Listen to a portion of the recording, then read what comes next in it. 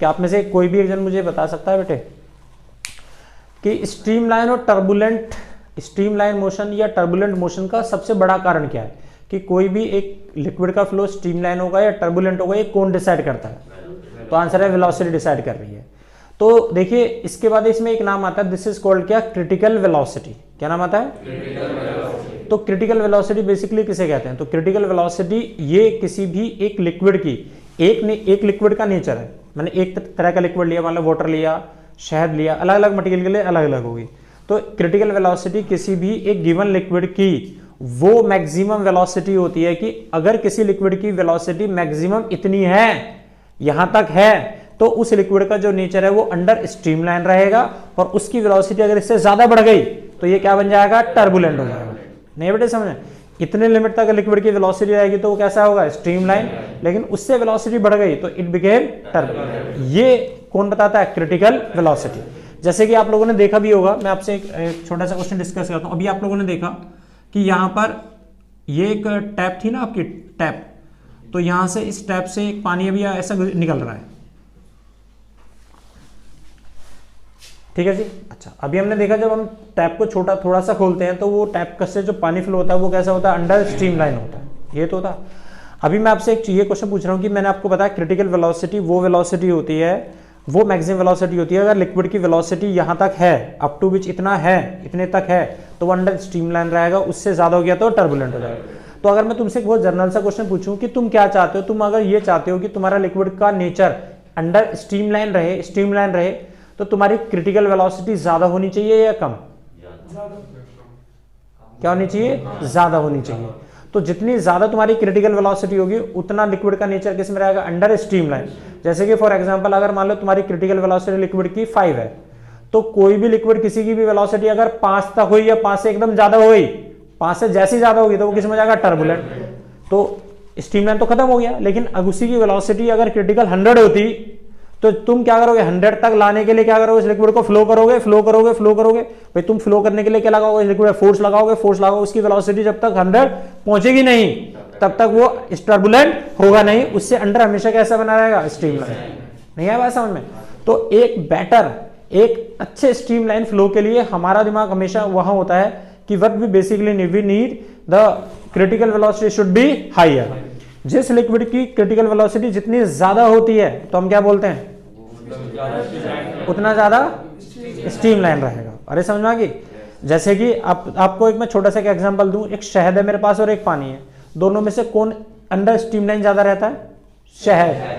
शहद बड़ा आराम से फ्लो होता है ना। क्यों? क्योंकि शहद में विस्कस फोर्स ज्यादा है। तो जितनी ज्यादा विस्कस फोर्स होगी, अगर मैं यहां से 50 की, देखो सुनो, अगर मैं 10 की फोर्स लगा रहा हूं, मान लो क्रिटिकल वेलोसिटी शहद की 10 है, कितनी है? 10। मोटा एग्जांपल दे रहा हूं, अभी शो करके दिखाएंगे। तो क्रिटिकल वेलोसिटी 10 है, तो मैं लिक्विड को चलाने के लिए एक फोर्स लगाऊंगा, और वो फोर्स लगाई मैंने 10 ही न्यूटन की लगाई मान लो, तो 10 में से, लेकिन ये अपोजिशन कितना करता है? विस्कस 8, तो नेट फोर्स कितनी बनी? 2। तो इस लिक्विड की वेलोसिटी किससे आएगी? 2 न्यूटन से तो आएगी। इसकी वेलोसिटी मान लो 2 बढ़ गई, पहले 0 थी अब 2 हो गई, तो इसका मतलब सिर्फ 2 ही, तो लिक्विड किस में रहेगा? Under streamline. आप तो सोच, मुझे दोबारा जब तक मैं 10 करूंगा नहीं, 10 से ज्यादा करूंगा नहीं, तब तक ये टर्बुलेंट होगा नहीं, तो फिर से मुझे क्या लगानी पड़ेगी? 10, उल्टा वो कितना लगाएगा? 8, तो कितनी मिली? 2, तो वेलोसिटी कुल 4 बढ़ी। इसका मतलब जब तक मैं 50 न्यूटन की फोर्स अपनी अप्लाई करूंगा नहीं, तब तक मुझे मेरी वेलोसिटी वो उससे ज्यादा होगी नहीं, तो उसके लिए मुझे फोर्स बहुत ज्यादा लगानी पड़ेगी ना, और ये काफी मुश्किल काम है। इसीलिए क्या रहता है, वो लिक्विड का जो नेचर होता है, जो शहद होता है, वो अंडर स्ट्रीमलाइन ही बना रहता है। लेकिन पानी में क्या हुआ? तो पानी का जो हमारे क्रिटिकल वेलोसिटी है वो कितनी है? सपोज टू बी उसकी भी मान लो, चलो हमने 10 ही मान ली। कितनी मान ली? 10। लेकिन पानी में मैंने क्या लगाया? मैंने पानी में लगाया 10, क्योंकि पानी की विस्कोसिटी का मैं वो कितना पोजीशन करता है? तो आंसर है वो 2 ही पोजीशन करता है। विस्कस फोर्स 2 लगा, तो कितनी बची? 8। तो अगर यहां से मैं 2 या 4 न्यूटन की ओर लगाऊंगा, कुल 4 की लगाऊंगा, तो वो 1 या आधा का अपोज करेगा, एकदम लिक्विड क्या हो गया? टर्बुलेंट। तो टर्बुलेंट करना किसे आसान है, किससे मुश्किल है? एग्जैक्टली क्यों? क्योंकि उसकी विस्कोसिटी ज्यादा है। तो आप ये बात समझ में आ गई ना बेटे भाई? तो वैसे तो पानी की अगर हम निकालेंगे तो जो इस क्रिटिकल वेलोसिटी होगी वो कम होगी, 10 नहीं होगी बेसिकली, कितनी होगी? 2 या 3 या 4 ही होती है बेटे समझ।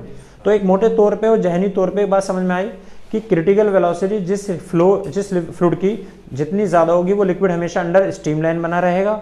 और ये बेसिकली जो स्ट्रीमलाइन बना रहेगा नहीं रहेगा ये बेसिकली किस पे भी डिपेंड करता है, विस्कोसिटी पे। जिस लिक्विड की विस्कोसिटी जितनी ज़्यादा होती है तो हम बोलते हैं उसकी क्रिटिकल वेलोसिटी भी उतनी ज़्यादा होगी। जैसे कि शहद की अगर 10 थी तो पानी की सिर्फ 2 या 1 ही होती, इससे ज़्यादा नहीं होती। नहीं है बेटे समझ? ओके, अब थोड़ा सा वो देखना। तो ये बात तो आपको समझ में आ गई कि वेलोसिटी ही डिसाइड कर रही है कि लिक्विड अंडर स्ट्रीमलाइन होगा या टर्बुलेंट। तुमने देखा जब हमने इस टैप को यहाँ से बड़ा ऊपर से बड़ा हल्का सा खोला था यहाँ से, तो ये पानी देखा था आपने, बड़ा शार्प सा फ्लो हो रहा था ऐसा। लेकिन एक लिमिट के बाद ये लिक्विड कैसा हो जाता है, ऐसा टर्बुलेंट नहीं हो जाता। वो ऐसा इसलिए हुआ बेटे क्योंकि यहाँ से यहाँ तक के लिक्विड की कुछ ना कुछ हाइट थी, और जब लिक्विड यहाँ से यहाँ तक फ्लो करेगा और मान लो इसकी क्रिटिकल वेलोसिटी कितनी थी, 10 थी। कितनी थी? 10। और जब लिक्विड यहाँ से यहाँ फ्लो करता है तो हम देखते हैं उसकी वेलोसिटी अंडर 10 ही होती है। क्यों? क्योंकि जब लिक्विड यहाँ से यहाँ फ्लो करेगा तो उसकी वेलोसिटी निकाल सकते हैं v² = u² + 2s। तो इनिशियल वेलोसिटी तो 0 थी, तो v² = 2gh आ गया। तो v किसके इक्वल आ गया? 2gh। तो लिक्विड की यहाँ से यहाँ तक की हाइट क्या थी? कम थी। हाइट कम थी तो वेलोसिटी कम थी, और ये वेलोसिटी किसके अंडर थी? 10 के अंदर ही। तो लिक्विड कैसा था? स्ट्रीमलाइन। लेकिन हम देखते हैं कि वो लिक्विड जब एक लिमिट के बाद क्रॉस करना शुरू कर देता है तो यहाँ से यहाँ तक की हाइट कैसी है? ज्यादा भाई, h'। और अगर मेरी हाइट ज्यादा है तो मेरी वेलोसिटी बढ़ गई, और मेरी वेलोसिटी बढ़ के कितनी होगी? 10 से ज्यादा हो गई। तो ये लिक्विड कैसा हो गया? टर्बुलेंट। नहीं है बेटे समझ में? इसलिए कोई भी चीज एक लिमिट के बाद अंडर द ग्रेविटी इफेक्ट जाती है तो वो क्या हो जाती है? Turbulent.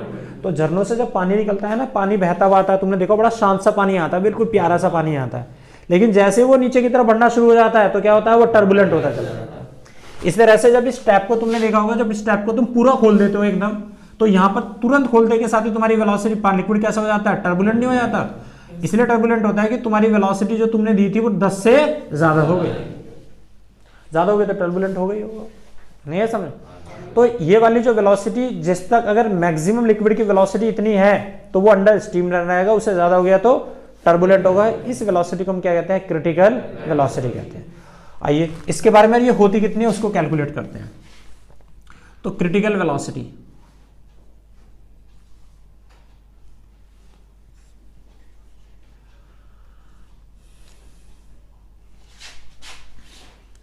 it is the maximum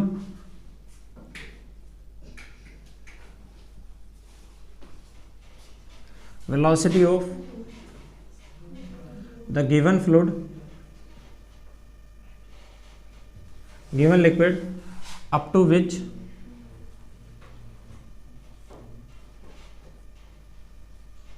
nature is under streamline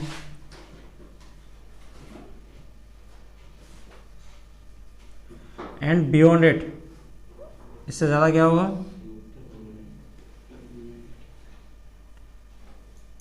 became turbulent। ये क्या कहलाती है? हमारी क्रिटिकल वेलोसिटी कहलाती है। अब एक छोटी सी बात देखो, अब ये होती कितनी है तो वो हम निकाल सकते हैं।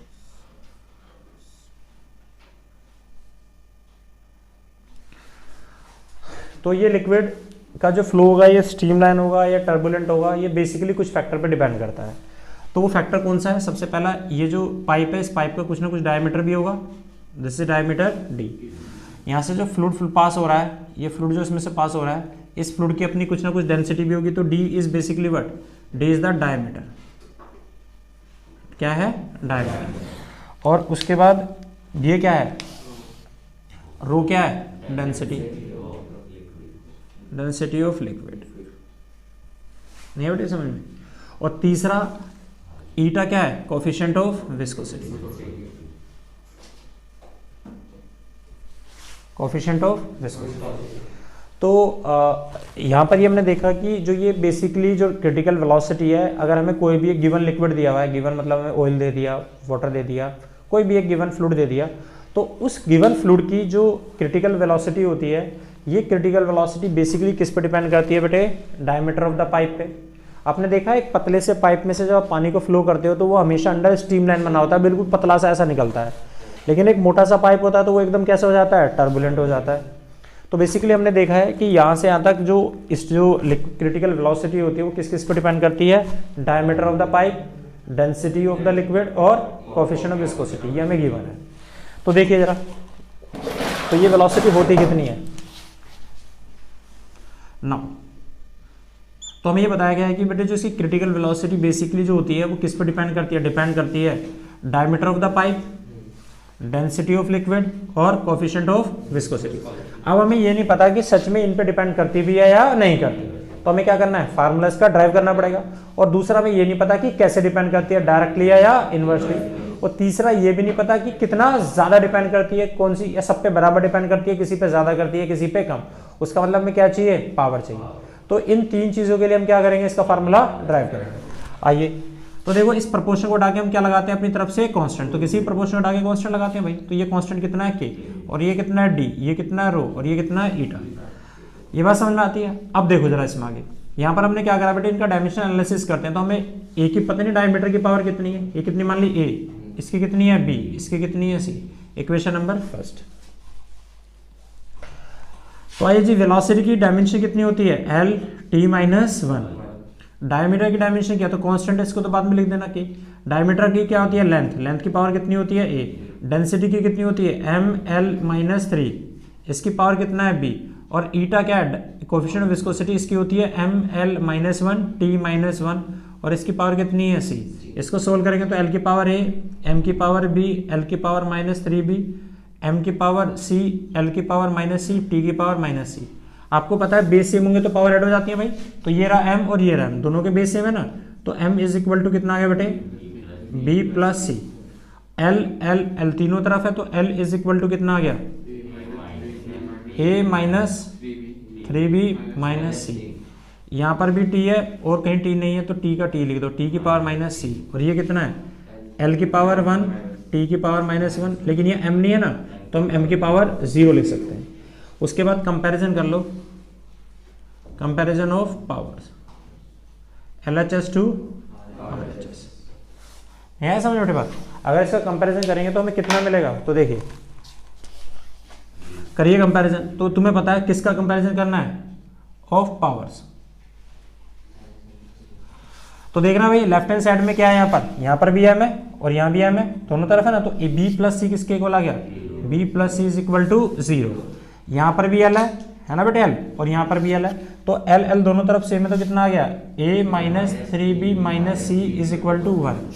यहाँ पर भी टाइम है और यहाँ पर भी टाइम है, तो minus C is equal to minus 1। Minus से माइनस चला गया, तो सी की वैल्यू अगर मैं यहाँ रखूँ तो बी मुझे कितना मिल जाएगा, माइनस 1।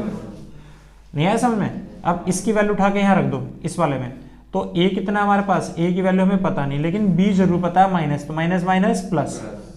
और सी की वैल्यू कितनी है 1, तो ये कितना हो गया 1 इज इक्वल टू 1। तो कितना आ गया, a is equal to plus 2 is equal to 1। इसको उधर ले जाओ तो a is equal to minus 1। तो ए की वैल्यू माइनस 1, बी की वैल्यू माइनस 1 और सी कितना आ गया 1। इनकी वैल्यू पुट करो, पुट इन फर्स्ट, आ जाएगा भाई। तो we C is equal to k तो के ही कांस्टेंट ऐसे लिखा रहना। तो डी की पावर कितना है, ए कितना अपने पास माइनस 1, और रो की पावर बी कितना है माइनस 1, और ईटा की पावर कितना है सी की पावर कितना है 1। इसको अगर मैं सोल्व करूं तो we C is equal to K eta, और ये दोनों माइनस में तो नीचे आ जाएंगे, रो डी। ये इसका फार्मूला होता है।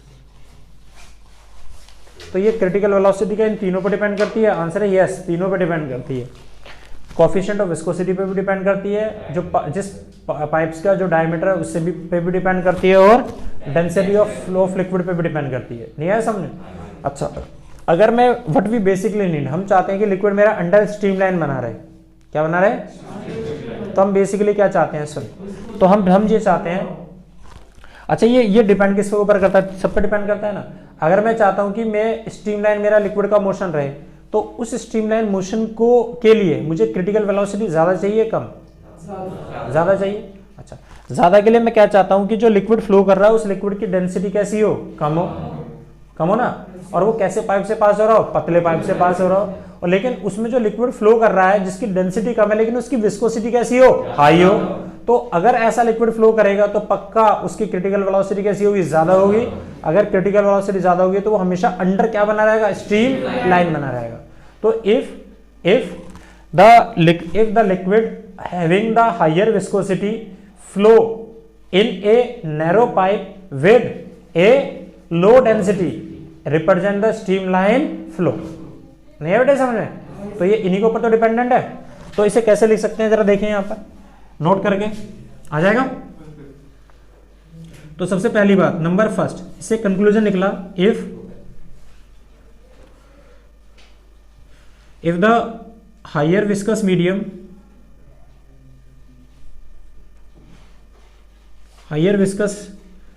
Medium of liquid flow with low density in narrow pipe, narrow मतलब समझते हो पतले पाइप में से, narrow pipe will always became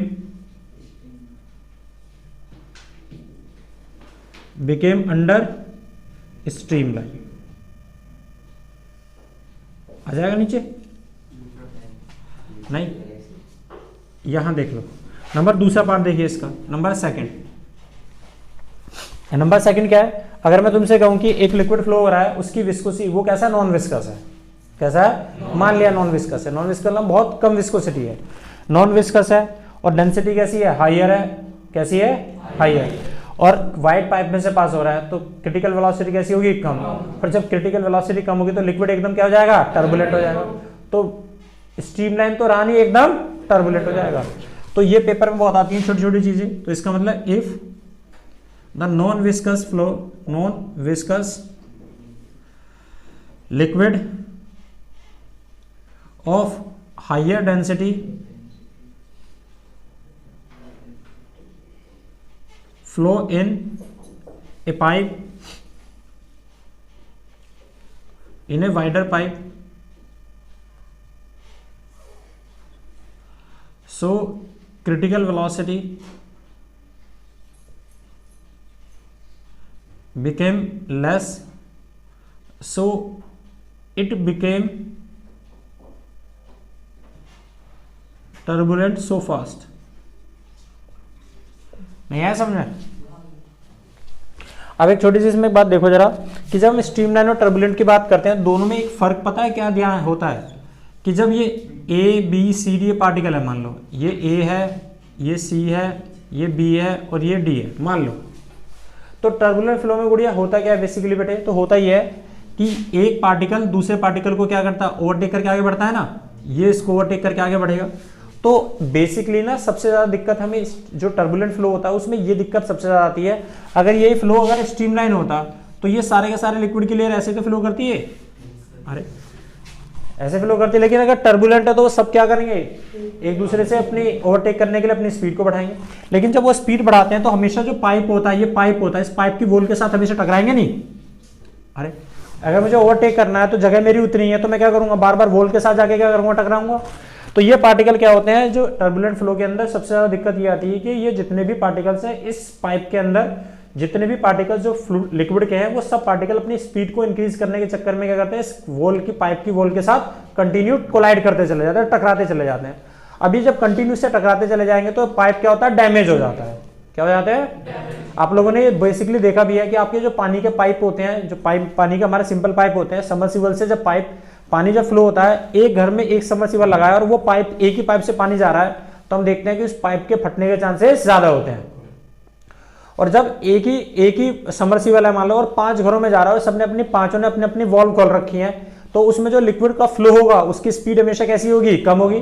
तो वो लिक्विड क्यों? क्योंकि लिक्विड की तो अपनी क्रिटिकल वेलोसिटी है, तो जैसे थोड़ा सा दोगे तो वो क्रिटिकल वेलोसिटी छोड़ देगा, उससे ज्यादा होगी, टर्बुलेंट तो हो जाएगा। लेकिन जब वो लिक्विड फ्लो करेगा इतनी हाइयर वेलोसिटी से आता है कि वॉल को क्या करेगा? फाड़ देगा। लेकिन अगर तुमने क्या करा? 5 घरों में पानी दे दिया, तो पानी क्या हो गया? सब जगह डिस्ट्रीब्यूट हो गया, तो लिक्विड की वेलोसिटी पहले के कंपैरिजन में कुछ कम हो गई, लेकिन अभी भी है तो टर्बुलेंट ही। लेकिन जब वो वॉल के साथ जाकर टकराएगा तो क्या होगा? डैमेज कम होता है। इसीलिए आपने देखा होगा वो जो गैसोलीन की जो पाइप आती हैं, जो अंदर बिछी होती है, जो पेट्रोलियम की जो पाइप होती हैं, वो भी आप लोगों ने देखा होगा समटाइम्स क्या होती हैं? बस्ट हो जाती है, की सप्लाई होती है। तो इंजीनियर के दिमाग में ये होता है कि ये लिक्विड स्ट्रीमलाइन ही रहना चाहिए, टर्बुलेंट नहीं होना चाहिए। और जैसे लिक्विड अगर टर्बुलेंट हो जाता है तो उसको दिमाग में आ जाता है कि पाइप फटने के चांसेस बढ़ जाते हैं।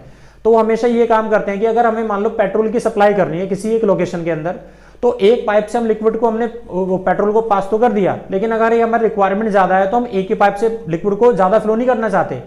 भाई एक पाइप है हमारा, उसमें से आधा भरा हुआ है और आधा लिक्विड पास कर रहे हैं, आधा उसमें से पेट्रोलियम पास कर रहे हैं, और हमें पता है लेकिन अभी लिक्विड कैसा बना हुआ है, अंडर स्ट्रीमलाइन बना है, और हमारी रिक्वायरमेंट बढ़ गई, तो रिक्वायरमेंट बढ़ने के लिए वो उसमें से और ज्यादा पेट्रोल नहीं पास करने की कोशिश करते, वो क्या करते हैं, दूसरी पाइपलाइन डालते हैं और तब उसकी रिक्वायरमेंट को पूरी करते हैं। क्यों? क्योंकि उसी के अंदर अगर हमने पीछे से फ्लो बढ़ा दिया तो स्पीड बढ़ जाएगी, स्पीड बढ़ने से क्या हो गया, उसको टर्बुलेंट वेलोसिटी में कन्वर्ट हो जाएगा, टर्बुलेंट जैसे हुआ तो पाइप के फटने के चांसेस बढ़ जाते हैं। तो मोस्ट प्रोबेबिलिटी जो पेट्रोलियम के जो पाइप होते हैं ना, जो अंडर जाते हैं, वो फटते तभी हैं, कब? यस, नहीं आया बात समझ में? तो इसमें ये कंडीशंस बनती है। और आप लोगों ने देखा होगा वैसे भी जो गर्मियां होती हैं, गर्मियां, तो गर्मियों में होता क्या है कि जब टेम्परेचर बढ़ता है तो टेम्परेचर बढ़ने से, जब टेम्परेचर बढ़ता है तो जो लिक्विड्स होते हैं, पार्टिकल्स होते हैं जो फ्लूइड के, उनकी विस्कोसिटी कैसी हो जाती है, कम हो जाती है। अरे टेम्परेचर बढ़ने से विस्कोसिटी क्या हो जाती है, कम हो जाती है।